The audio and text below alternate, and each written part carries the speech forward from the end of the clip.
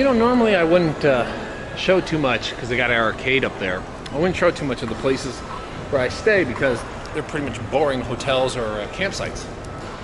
But here in Shreveport, Louisiana, I got to stay at the El Dorado Casino Hotel and Resort. And I only bring it up because I got a sweetheart deal in it. I mean, reality, like, look at me. Does a biker really look like he should be here? So, when you, and sometimes when you look so out of place, you can do nothing but smile and laugh at it.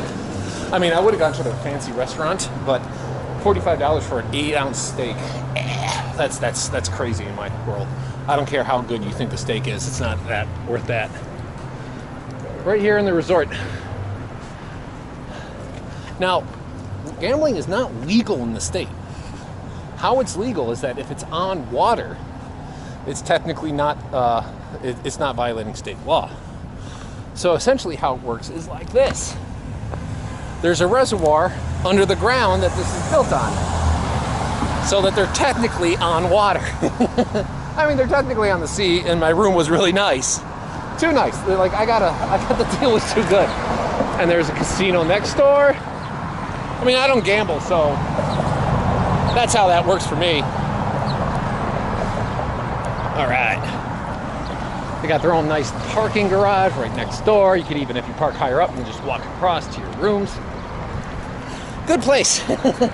Fine place to start.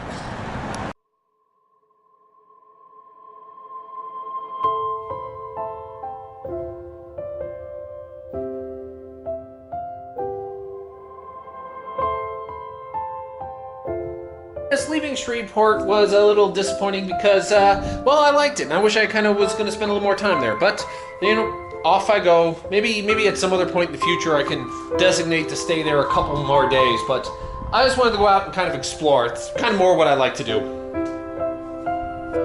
Okay, now I am in Carthage, Texas.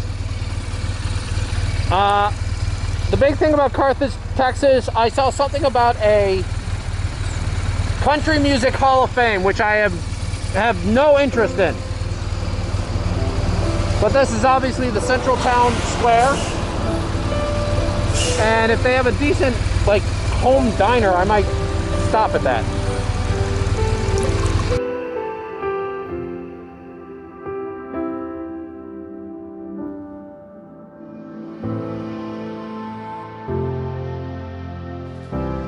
You know, cruising around these small towns like Carthage, it was a little fun, and it was good to go around and look at these things because Carthage is...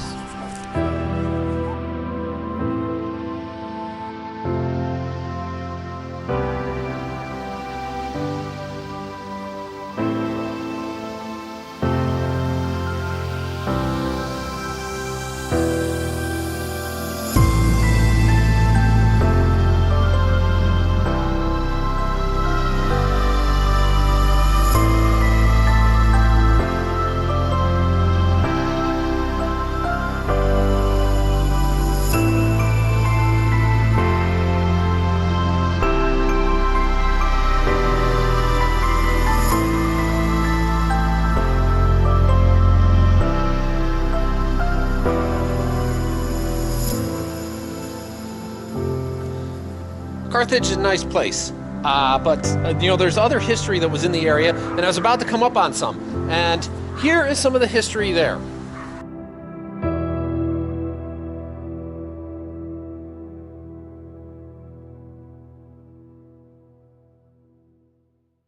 Texas Historical Marker. I'm in the Gaskin Public School Complex, where this is where an oil boom was occurring when, like, Texas was like rich with oil and they were taking it out of the ground. Now most of the gas is like inland because they've kind of tapped these out, and it's offshore. I'm closer than I like to be to the highway to really get off the bike, so. Okay, here's a little bit of history. Just outside Gaston, Texas, this is where the oil boom of Texas actually began. The discovery journalist was a C.M. Dad Joyner, a 70-year-old Oklahoman who thought there was oil here. Everyone kind of laughed at him. And apparently this is the spot, well, obviously these are reconstruction rigs, of where he actually struck oil for the first time, and the boom was on!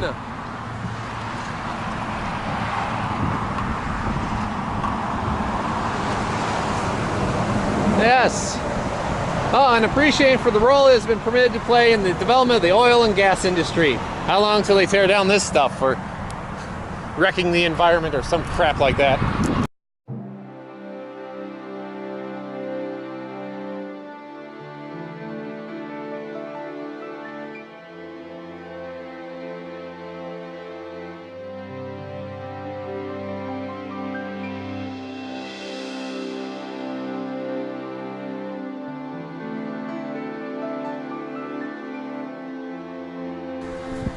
Yeah, Gaston, a little inland, is where the oil rush for Texas began. That's where they first found it. They would find it in lots of other areas of Texas, obviously, and there's still a lot of areas of Texas that are still into the natural gas oil business.